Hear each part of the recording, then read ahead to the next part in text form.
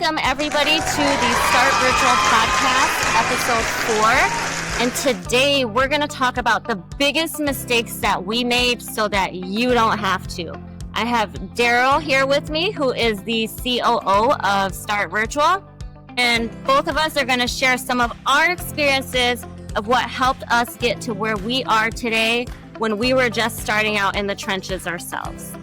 100%. We're getting real, guys. Yes, we're getting real. Oh my God, we're going to share all the secrets. 100%. So stay tuned. We've made every mistake in the book, and we want to make sure that we share our most expensive lessons so you can learn from our failures instead of experiencing it in your own businesses. So, we want to talk about from hiring misfires to strategic stumbles that we had. We're going to lay it all out today. So, yeah, I'm really excited. Yes. And honestly, that's the beauty of being an entrepreneur, is having all of these tumbles and stumbles along the way, because if you have the true entrepreneur mindset, these will not deter you from building your dream. These are only going to be stepping stones to help you get further and faster. Every loss is a lesson. There you go. Yeah, every mistake is a stepping stone to success, right? So I guess we can start with talking about our hiring mistakes. I would say that's one of the biggest ones we had, when we were starting. We did learn the hard way, I would say. That's our first big mistake. I think we're hiring too fast before, and we were scaling quickly, and I think that's where figured out we have to do better on that, because I would say that some of the things that we did a little bit wrong would be, skipping the proper vetting, maybe because we don't really have the real outline yet of or qualifications that we need to hire the right people for the right roles, right? What are your thoughts about our hiring mistakes, Toni, looking back? So looking back, I can clearly remember, like you said, we were growing really fast at a very fast pace.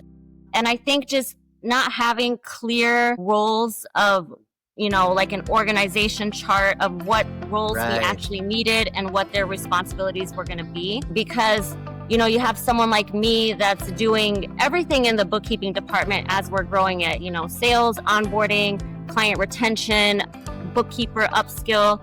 And then at the same time, I have the partners looking at me like, hey, we need to hire you some help. So that part of my brain doesn't really work like that. I'm just like, okay, let's find somebody. I'm looking through resumes. I'm like, this person sounds like a great fit. But, looking back at the time, they were a great fit. But when we wanted to grow even further, they didn't really have that mindset. They were more into you know what, this works. I'm comfortable. Everybody's happy. Let's just stay where we are. But if we would have stayed where we were, we would have never grown to where we are today. 100%. I think some of the things that we weren't doing before that we're doing now is really vetting their skill set, their behavior even. We're doing trial tasks. We want to make sure that as early as recruitment, we're already testing them. We have assessments applicable to whatever the role is, just to really check. Because, people will give their best performance on an interview. Exactly. They will always sell the best part of themselves, and it will be really hard to determine what will happen after a few weeks, months, or even years, right? Or if they're even looking forward to, growing with us and being a leader in the future. Those are some of the things that we failed to look for, because during that time we weren't really looking, beyond the current need just yet. Right. We need bookkeepers. We hire bookkeepers. We need, VAs. We hire VAs. But we're failing to check how it will look like in 2 years or 3 years or 5 years working with them, right? Exactly. And I think that led to mismatch expectations, poor performance in the long run, because people can get tired of the routinary work, I would say. And if they don't look forward to something bigger in the future, then that's when they just hop out and look for other opportunities elsewhere. But I think we did a great job, and including that even in our coaching sessions, we have what we call the PPF. Like, what are the personal goals? What are the professional goals? And what are the financial goals of our team? And that helps us like cook something for them in the future if they're really looking forward to growing with us. And that's always a great motivation. It's not always just the money, but the growth, the career growth or career advancement is something that a lot are looking forward to. Yes, I love that. Yeah, because especially on the bookkeeping side, like bookkeeping it's a skill. I tell people all the time, I went to college for accounting. Not one class taught me how to do bookkeeping. Bookkeeping is a skill that I learned by owning businesses, and having an accounting background helped me to be able to understand bookkeeping better. But you don't necessarily have to go to college to learn how to do bookkeeping. Yes. You could teach yourself. And with all of the technology nowadays, ChatGPT, YouTube University, all of that, you could become a bookkeeper if you really put your mind to it. So when we find quality talent as a bookkeeper, like we have a lot of growth and promotion opportunities for them. And I really love that for them because I know, you'll have your employees, some of them that are just happy just showing up, getting a paycheck, doing the bare minimum. But then you'll see the ones that they have like that spark in their eye and they want to just keep advancing further and challenging themselves and just putting themselves in a position to where they're going to be more than what they got hired. 100%. And I love that now we're working on with Janet's help and the training team as well, and Justin on the Start Virtual VA services side. We came up with this CSM track training program or track training programs, right? Yeah. We're preparing them to move up. We want them to have a formal training even before they are interested with the role. Unlike before, when we just choose who we want to move up to the CSM role or whatever role we need. At this time around, they're going to go through a training in preparation for it. And the good thing about this process is that people would have to send their letter of intent, meaning you have to be willing first to do it, because it's even harder to convince someone to move up if they feel they're not ready, and not everyone wants to move up the ladder. Others would just want to be a virtual assistant and that's it. Exactly. And we respect that. They just want to be the highest paid VA, I guess. Right. And it doesn't mean that you're the best VA, you're also the best leader, right? You really have to have that skill set and the willingness to move up. And I'm happy that we're having that kind of program right now. So, I love that. Yeah, for sure. And like you said, not everybody wants to move up. Some people don't want to have the added responsibility. Exactly. Some people just don't like to challenge themselves. Maybe they just are content with doing what they're doing best at, which is bookkeeping, and that's okay too. Yes, it's not for 100%. everybody. That's true. And I think the other trap that I've noticed is that it's not bad to prioritize skills when you're trying to hire someone, right? Because you really want to find someone who's really skilled to do the task. But we are prioritizing skills more over culture before. Yeah. And I think that became a problem too, right? Because we hired rock stars, but they can't really collaborate. They can't really play with the team. And it creates friction, right? Do you still remember that? Yes. So the culture fit is really important as well. So you really have to be clear of what your culture should look like. And it has to be clear as you hire people, your core values should also be considered all the time when you're trying to hire and fire people. So you have to have a clear vision in mind of who would be a good match to work with. That's very important because, just like when you have a bag of apples, right? And you have one that's starting to rot, it's just going to spread to the others. And next thing you know, they're all rotten. And that happens true with, team members that you put in place, because you could have this amazing team and you have that one bad hire that's just spreading these seeds in everybody's mind. And next thing you know, it's your whole team has got this whole different culture that you did not create for your business. And that's really important because, having the right people on the team, you have to be able to work well together. You have to be able to communicate, 100%. Respect each other. and nobody is above anybody. And we've had these Yes. conversations many times when we started breaking out into different offers. You know, Mhm. like we're all one team. Just because you service these type of clients and they service these type of clients, that doesn't mean we have Yes. this division here. Like we are all working for the same goal. Exactly. We're one big start virtual. So Yeah. yeah, totally agree. And that's always gonna be a challenge when you're working with people, right? I mean, people have different personalities, especially when you're doing it virtually, right? That's a challenge too. You know, I didn't understand that at first because, and thankfully Janet handles like all of the people things for Right. me, because even before I started my business, I was always in, you know, in corporate. I had like a executive accounting position, but they always try to combine like HR with that position. And I'm just so not a people person. Like when it's time to like split up arguments or like try to listen out, I just don't want to do that. Like I'm more of a technical person, like finance, like show me the Excel sheets and I'll put it all together for you. But so I'm glad that Janet handles that. But I didn't understand it at first. Like, okay, you don't Right. get along with someone, but we work virtually. Like just close the screen out. Like I don't know, hang up on them. Yeah, we will always find ways, you know. Yeah, that's why it's very important for us to build that kind of relationship, even if it's still virtual. That's why, hence our engagement activities, daily, weekly, and Yes, monthly. So I it's understand very why those are taking place Yes. now. And I love that because it's almost like, you know, when you work in an office, you get to have like a break room where people can kind of, you know, Right. have a little bit of downtime. And I love the engagement activities that you guys do for them because that kind of gives them that sense of like a break room, you know? 100%. Yes. It's also very important, as you mentioned earlier, that not only that we match our hires with the company culture or, the core values that we have, but also same way when we're choosing the right virtual assistants for our clients. That's why it's very important as early as recruitment that we do a personality test with them.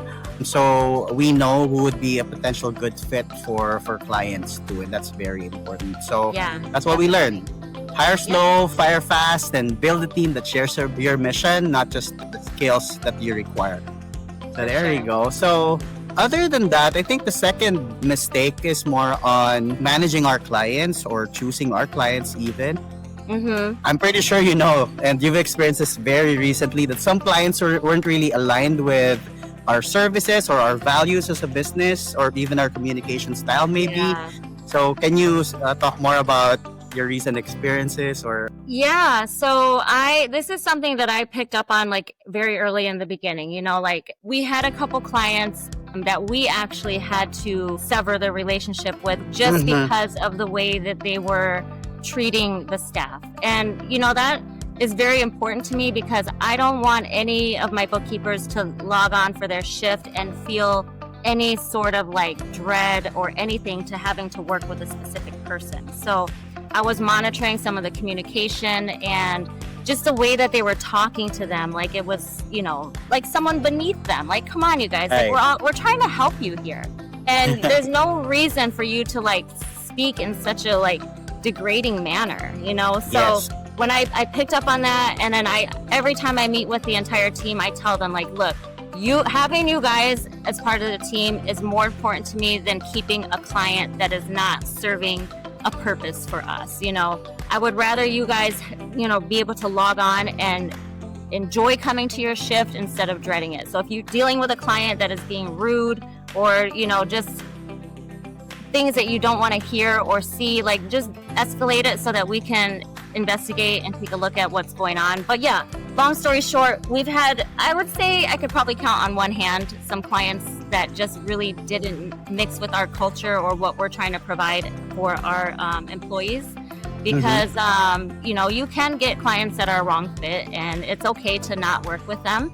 Exactly. I think that is one of the biggest mistakes as a new business owner, is having like that scarcity mindset where you feel like you have to serve everybody that you encounter.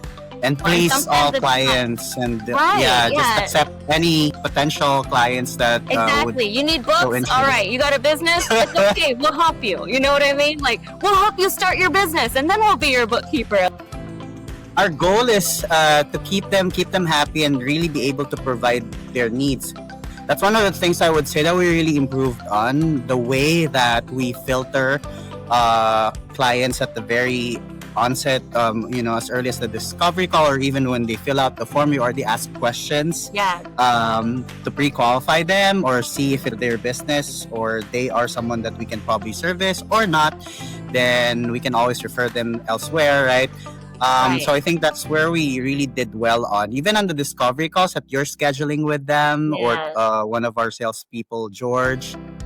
We really try to pre-qualify and ask the right questions to see, are you Mhm. ready? If you're not, we're not going to force you to start. Right. We'll offer alternatives. Or we're setting the right expectations as well, and the way of communicating that we are expecting and that we can offer at the same time. So yeah, I think that that's something that we've really addressed. I mean, I think our VAs, our managers are very patient as well. Oh, yeah, for sure. They are from the customer service BPO or call center setup before, majority of them. So they did experience the worst, situations. So I think they have longer patience. But at the same time, we don't want to abuse that fact, and we want to set yeah. expectations that the clients Right. need to treat them not as a machine. Sometimes that happens. They forget that they're dealing with people. That's why it's important. You're talking to a human here that has, Exactly. a family and is just trying to provide an income for their household. Like, there's That's no exactly need to right. be rude or, there's just no need for it. And I don't like it, and I don't tolerate Yep. That's why we're really pushing for like weekly meetings so they can actually Yes. see the people they're working with and there's human interaction. Unlike when Yes. you're just sending messages or emails, right? it. Yeah. People can forget that they're dealing with human beings, and that's when they, and we can't blame them. Sometimes maybe that there's something that's causing them to react or act the way they do, especially if there's challenges, problems, they're too busy or whatnot. But yeah, that's why we make sure that they get to really interact with their virtual assistants or bookkeepers and their managers, so that communication is solid and they're all on the same page. I guess the other thing that we want to talk about would be our operational mistakes, right?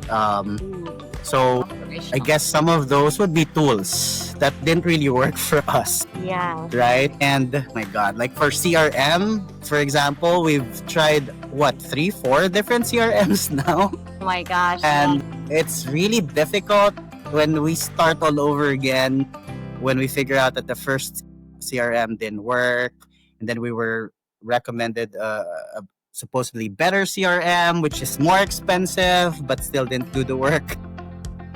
Yeah. So I guess that's one of the gaps that we had. We spent so much time and effort and money on some of the tools that we realized won't work for us in our future needs. What are your thoughts about that? Like with your experience? So I think one of the tools that really didn't work out very well with the bookkeeping department was the Time Doctor.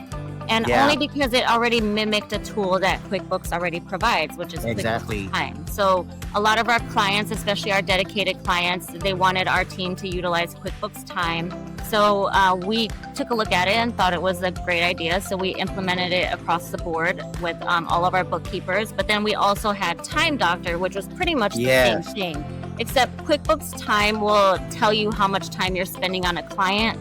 Whereas Right. Time Doctor is just checking, are you on the computer, Mhm. And I know sometimes, like, especially with bookkeeping, like, there's gonna be times where maybe your day's not as busy as it was the day before.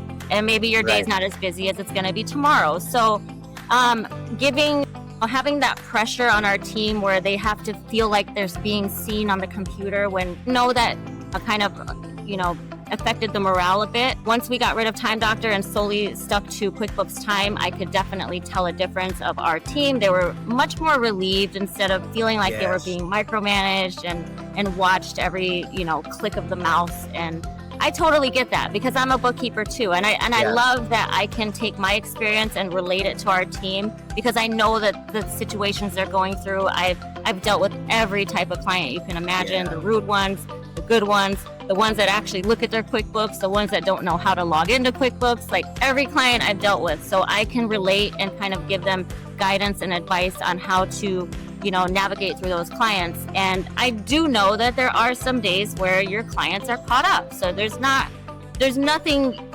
that would make you sit at a computer all day long if your clients are caught up. So Exactly. yeah, so but we do, definitely try to, navigate and see who has clients like that. Maybe they can help like with the backlog team and things like that. So we're making sure that there are available opportunities for those that do have their work caught up, but at least they don't have to sit there and worry about their mouse not moving for like however long it was with Time Doctor. I don't even know how that program works, to be honest, but the sound of it just sounds awful. That's true. Yeah, I mean, I am also witness on how better it is now. Like they're more productive, really, Yeah. because they don't have to come up with a reason to like manipulate Yeah. the clicks, for example, or the keyboard Yeah. strikes. Because before, that's their worry that we don't trust them enough, that they have to prove that they're working, compared to just doing the work and Right. being transparent. When you're already done, you will be assigned a new task to work on Right. if you're free. So yeah, I think we become more productive, and they feel better that there's a level of trust given to them. Definitely. And we're more results oriented right now. Anyway, we are looking at the outcome, the results, and not really like treating them as if they're kids that you have to monitor the whole day. So that's Right, perfect. yeah. And yeah, And with bookkeeping, ahead, like sorry. when somebody's not doing their work. Exactly. Like, it's not, you can't hide it. Exactly. You'll know right away. Perfect. Exactly. And yeah, the other thing that I can say that we've really improved on as well is that we finally learned to accept the fact that we don't need these things yet. Like, when we were starting, we started with very basic tools like Sheets, Google, and the whole Google Suite stuff. And we're really profitable. We're able to do all the things that we needed to do.